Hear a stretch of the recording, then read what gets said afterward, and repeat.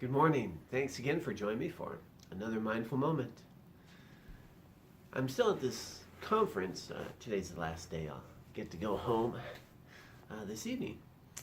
And I just want to share an interaction that happened yesterday. It really related to everything that we've been talking about the last couple of days.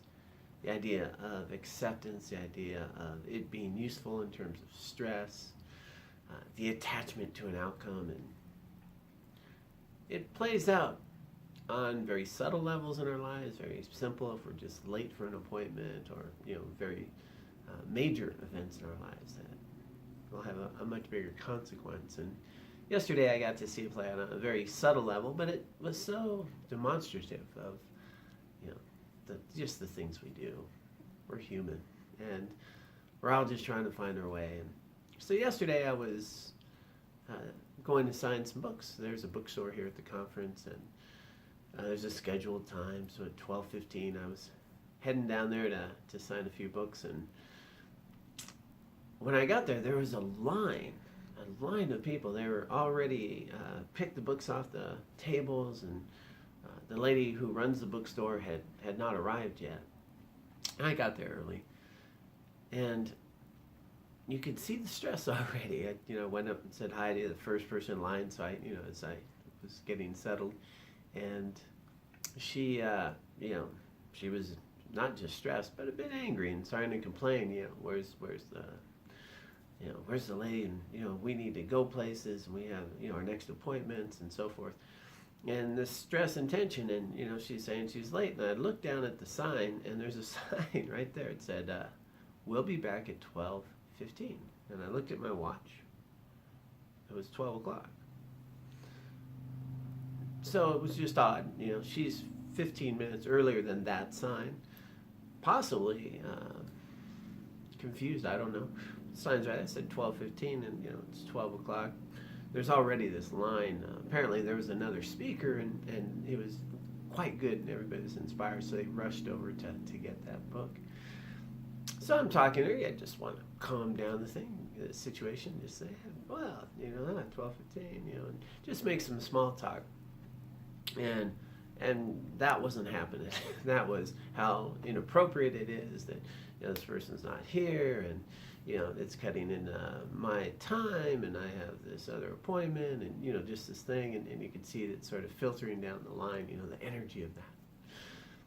And so I've just wanted to be a good listener and hear her, and get set up, and so at least we had a nice little moment, got to know each other a little bit, and eventually the lady showed up. Books got signed, the line worked its way through, and I visited for a minute with the woman who's running the bookstore. It turns out she was ill. She actually shut it down after took care of everything, and the book sign even went short. And it turns out she just wasn't feeling well, and so she had to go rest. So she's ill. And what this kind of brought up to me was the idea that, we have our agendas, we're the center of our universe, things ought to be like this, stress, all that is coming on, rather than acceptance that, I'm in this conference, I'm out of line, I'm getting to get these materials, books that are meaningful to me, and whether I need to wait 15 minutes or not, being stressful and angry and worrying about it or whining about it is not going to change that situation. And what am I paying attention to? I'm paying attention to how things ought to be in my world. And that's what she literally was sharing with me, was how things ought to be, and how this person ought to be, and how professional people act, all that thing from her point of view in that moment, rather than how things are, which is you're in line, you're at this conference. As a matter of fact, she had just heard this amazing speaker. When we were signing, he was there. She got to visit, and the thing that caught my attention most was she was the first in line. She came over, and she was talking about mindfulness, about how big a part that is of her life, and I was just wondering, wow. All of us, whether we practice mindfulness, whether I'm sure she's a wonderful person who's patient much of the time, and all that. We just all have our moments. But to see the disconnect sometimes of the idea of living mindfully with acceptance, with clarity, in the moment, in reality, versus how we get caught up in our attachments and how we think things should be, and that creates this stress and tension. At the very end, I wanted to note that, so later in the day, I'm walking by her and I see her, and I go, how are you? And she said, yeah, everything's good now. That whining sure pays off a lot sometimes. What an interesting comment. So, just wished her a good day, and what an interesting thought. Yeah, whining sure pays off sometimes. So, thought to think about, is that true?